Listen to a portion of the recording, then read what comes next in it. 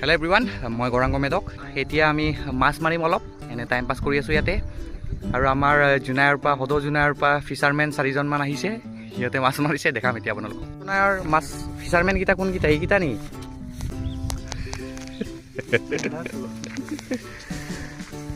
সদৌ জোনাইৰ পৰা আহিছে আমাৰ ফিচাৰমেন 3জন আৰু 4জন, এটাতো তাত পাৰ হৈ গ'ল।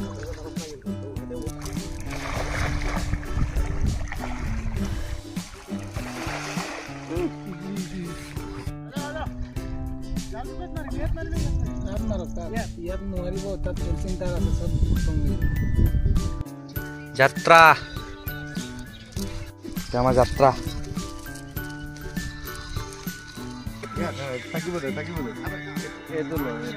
বঢ়িয়া বঢ়িয়া। পানীৰ মাজত যা আকৌ।